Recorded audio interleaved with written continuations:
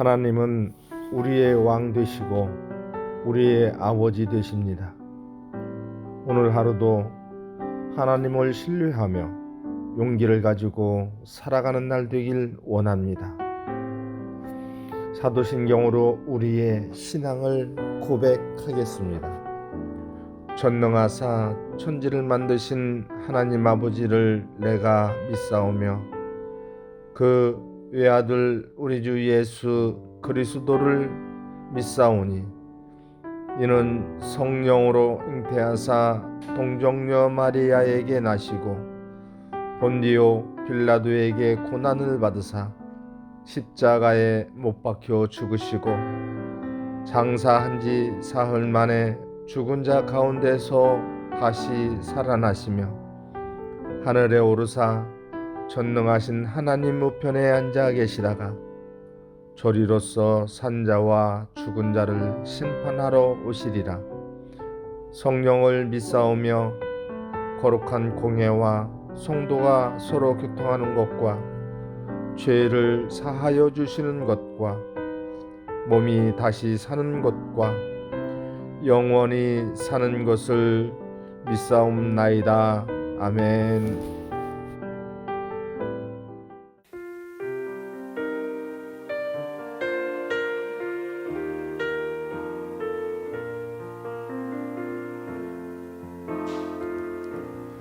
내 삶의 소망, 내가 바라는 한 분, 예수 닮기를 내가 원하네. 한없는 사랑,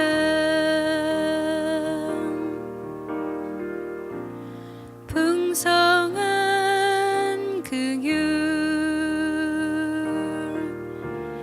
예수 닮기를 내가 원하네. 예수 닮기를, 예수 보기를, 예수만 높이길 내가 원하네. 내 평생 소원, 예수 닮기를, 예수만 닮기를 내가 원하네.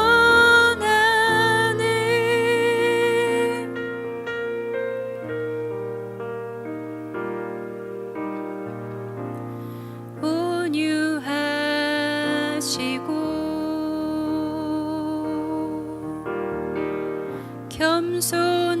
겸손하신 성품, 예수 닮기를 내가 원하네. 자비하시고 위로자 되신 주, 예수 닮기를 내가 원하네. 예수 닮기를, 예수 보기를, 예수만 높이길 내가 원하네. 내 평생 소원, 예수 닮기를, 예수만 닮기를 내가 원하네.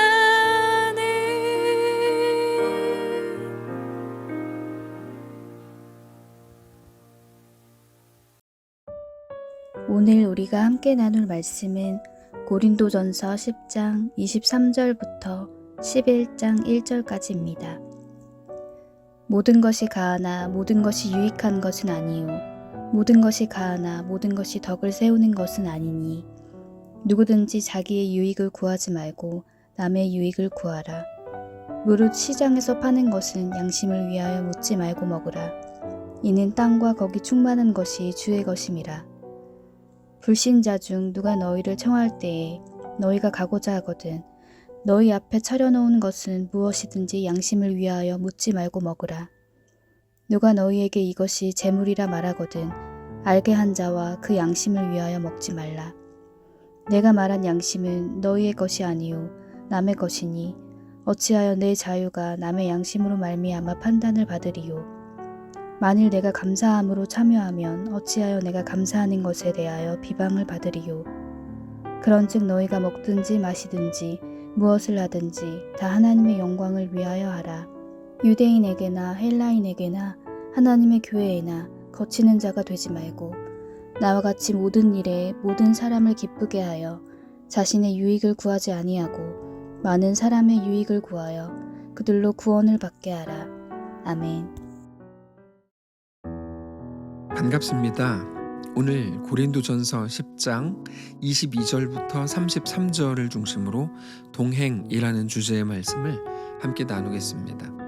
바울은 오늘 본문에서 아주 중요한 것을 말씀합니다. 23절입니다. 모든 것이 가하나 모든 것이 유익한 것은 아니요 모든 것이 가하나 모든 것이 덕을 세우는 것은 아니니. 이것은 이미 고린도전서 6장 12절에서 말씀하셨던 내용입니다. 그러나 오늘 본문을 통해서 다시 한번 강조하는 것이죠. 모든 거 할 수 있다. 신앙이라는 이름으로 모든 거 할 수 있다. 예수 그리스도의 보혈로 구원하신, 자유케 하신 예수님의 그 피의 능력이 하나님의 구원의 은혜가 얼마나 큰 것인가 하면 모든 것을 해도 된다. 하나님의 은혜를 넘어설 수 있는 너희의 연약함이라는 건 없다. 하나님의 은혜는 모든 것을 덮고도 남는다. 이렇게 모든 것이라고 할 만큼 그리스도인의 자유를 강력하게 설명할 수 있는 것도 없습니다. 그리스도인의 자유는 그리스도인들에게 있어서 너무나 중요한 삶의 원리입니다. 어떤 것에도 매이지 않는 겁니다. 중세시대 때는 사역자들을 성직자라고 불렀습니다. 그러면서 많은 제약들을 그들에게 두었죠. 대표적인 것이 결혼을 하지 못하게 하는 것이었습니다. 결혼을 하면 아내에게 매이게 된다는 것은 바울도 똑같이 설명한 바 있습니다. 그런데 그것이 규칙이 되는 순간 그것에 매이게 됩니다. 여러분, 규칙으로 만들어야 되는 게 있겠지만 사실 그것보다 더 많은 경우에 자의로 행할 수 있도록 이끌어주는 것이 훨씬 더 중요합니다. 실제로 중세시대 때 종교개혁가였던 루터는 사제였음에도 불구하고 그래서 일부러 사랑하는 사람과 결혼을 합니다. 그것은 시대와 교회라는 어떤 세력에 대한 반항이나 투쟁이 아니라 그가 사람들이 만들어 놓은 어떤 매임에서 노임과 자유함을 얻는 방식이었습니다. 바울도 계속해서 노임을 말합니다. 그런데 그리스도인이 한 개인으로서 자신의 모든 자유를 사용할 수 있지만 그 자유라는 것이 언제나 유익인 것은 아니다. 이렇게 설명하는 것이 오늘 본문입니다. 자유가 언제나 유익한 것은 아니고 특별히 그게 언제나 덕을 세우는 것도 아니라는 말입니다. 자, 모든 그리스도인에게는 마땅히 자유가 주어졌고 그 자유를 누릴 수 있고 누려야 하지만 바울은 그것보다 한 단계 올라서서 유익과 덕을 말합니다. 그게 무슨 의미일까요? 그리스도인은 자유를 얻었지만 그리스도의 몸인 교회와 공동체를 위해서 자발적으로 매임을 선택할 수 있어야 된다는 말입니다. 여러분, 이건 굉장히 중요한데요. 우리가 행할 수 있는, 행해야 되는 어떤 일들이 규칙이 되지 않게 하면서 자유함으로 덕과 유익을 세우는 유일한 방법은 자발적으로 덕과 유익을 스스로 세우는 겁니다. 그래서 바울은 자유함을 얻었지만 다시 그리스도에게 매이기로 하는 자발적인 종이 되기로 하죠. 오늘 본문에서 바울은 자기의 유익이 아닌 남의 유익을 구하라. 그래서 그렇게 말합니다. 그런데 이것마저도 규칙이 아니라 자발적으로 행해야 되는 겁니다. 24절입니다. 누구든지 자기의 유익을 구하지 말고 남의 유익을 구하라. 규칙이 아니라 자발적으로 해야 된다면 그거는 강요할 수 없는 것이라는 말이 됩니다. 이제 해야만 되는 차원에서 그게 율법이었다면 한 단계 넘어서는 거야. 그것을 올라서는 겁니다. 해야만 하는 차원이 아니라 하는 게 좋은 유익의 차원으로 넘어가는 겁니다. 그게 그리스도인의 삶입니다. 이 부분을 정말로 이해하신다면 말씀을 한층 깊이 이해하시게 되는 겁니다. 그래서 오늘 본문에서 이어지는 바울의 말을 잘 보면 모든 것을 자발적인 모습으로, 그래서 의무가 아닌 성숙한 자의 모습으로 이해해야 됩니다. 25절을 보시면 무릇 시장에서 파는 것은 양심을 위하여 묻지 말고 먹으라 이렇게 말합니다. 고린도라는 도시는 워낙에 우상 숭배가 성행하던 도시였기 때문에 시장에서 파는 고기는 대부분이 우상 숭배 때 제물로 신전에 바쳐졌던 음식들이었습니다. 그래서 시장에서 음식을 사 먹기 전에 이게 우상에게 제물로 바쳐졌던 음식인지 아닌지를 가려내는 건 굉장히 어려운 일이죠. 그러다 보니까 일단 사서 먹기는 하는데 그거를 먹으면서도 이거를 먹어도 되는지, 우상에게 바쳐졌던 음식이면 먹으면 안 되는 거 아닌가? 이런 생각을 하면서 양심에 거리끼면서 먹는다는 거죠. 근데 그럴 필요가 없다는 겁니다. 우상에게 바쳐졌던 음식을 먹는 건 신앙적으로 아무런 문제가 없는 일이기 때문에 거리낌 없이 먹으라 이렇게 말하죠. 사실 그게 우상에게 바쳐졌지만 솔직히 말하면 이 땅의 모든 것들은 하나님의 것입니다. 대표적으로 우리가 적용할 수 있고 생각할 수 있는 한 예가 있는데 음악입니다. 예전에는 드럼이나 기타 같은 악기를 교회에서 사용하지 못하게 해야 된다고 생각하는 사람들이 많았습니다. 그런 악기들은 세상 음악을 하는데 쓰이는 경우가 더 많았기 때문이죠. 그래서 한때 한국교회 안에서 클래식은 허락이 되고 관현악은 허락이 되는데 드럼, 기타 이런 것들은 허락이 안 되는 경우가 많았습니다. 근데 재밌는 건 뭐냐면 그분들이 기독교 역사를 잘 몰라서 그렇습니다. 중세시대 때는 클래식 악기, 관현악 그런 악기들이 오히려 세상 음악이라고 치부를 당해서 교회 안에서 사용할 수 없는 악기였거든요. 근데 그런 것들을 잘 모르니까 뭐 드럼이나 기타만 세상 악기다 이런 식으로 주장을 했던 겁니다. 그런데 중세시대 때도 틀렸고 최근에 있었던 모든 흐름도 틀렸습니다. 세상 음악을 위해 사용되었던 것이라고 해도 그런 악기들이 하나님을 찬양하는데 사용하는 것으로 바뀌어야 되는 거죠. 한번 잘못 사용됐으니 그냥 버리겠다? 이거는 더 잘못된 생각입니다. 모든 것을 회복하는 방향으로 가는 게 옳은 거죠. 그래야 둘째 아들이 비로소 설명이 되죠. 그는 집 나갔던 아이입니다. 그러나 아버지는 그를 안아주죠. 그리고 다시 손에 가락지를 끼우고 아들로 받아주고 아들 교육을 다시 시키는 거죠. 그가 비록 집을 나갔었지만 그는 아들입니다. 아들의 지위뿐 아니라 아들의 모든 역할까지도 회복시켜야 하는 거죠. 우상에게 바쳐졌던 음식도 사실 하나님의 것입니다. 26절입니다. 이는 땅과 거기 충만한 것이 주의 것입니다. 그래서 음식 먹는 문제에 대해서 불신자가 식사 초대를 했을 때 그때는 당연히 우상에게 바쳐졌던 음식을 줄 가능성이 훨씬 높지 않아요? 근데 그때에도 먹어도 되나? 안 되나? 이렇게 양심의 거리낌을 가지지 말고 믿음으로 먹으라고 말해요. 27절입니다. 불신자 중 누가 너희를 청할 때 너희가 가고자 하거든 너희 앞에 차려놓은 것은 무엇이든지 양심을 위하여 묻지 말고 먹으라.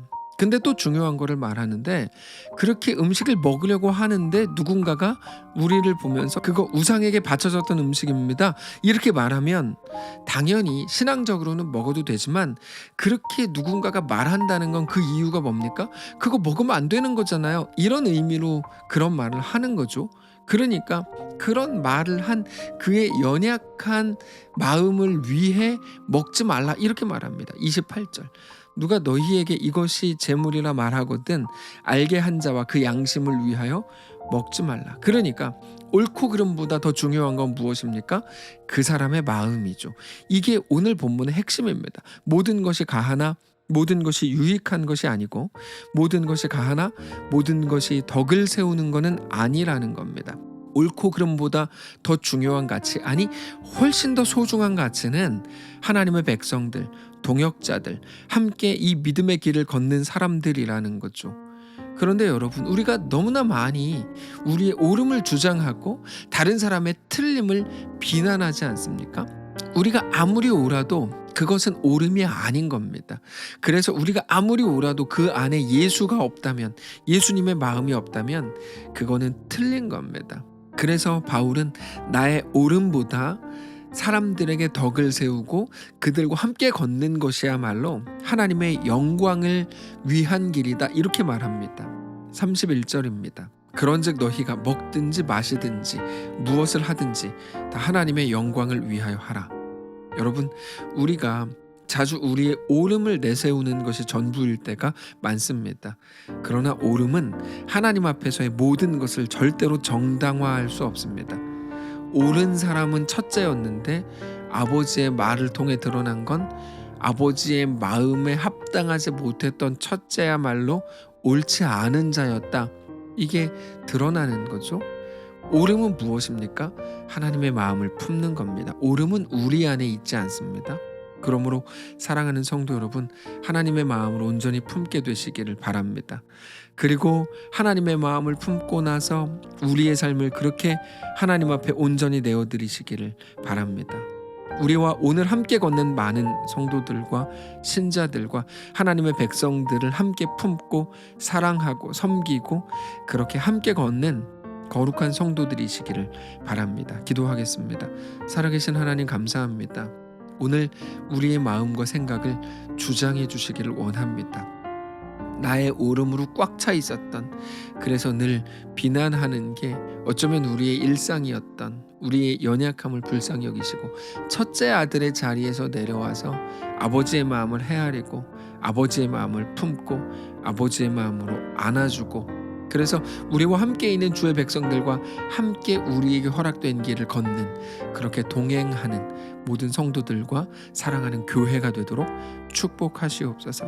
오늘 우리와 함께 하시길 간절히 소원하며 살아계신 예수님의 이름으로 기도합니다. 아멘. 사랑하는 성도 여러분, 하나님께서 오늘 하루를 우리에게 허락하셨습니다. 믿음으로 주께 나아가시기를 바라고, 우리와 함께 하게 된 모든 성도들, 하나님의 백성들을 더 품어주고 함께 그들과 함께 동행하는, 그렇게 함께 그 길을 걷는 사랑하는 모든 성도들 되시기를 축복합니다.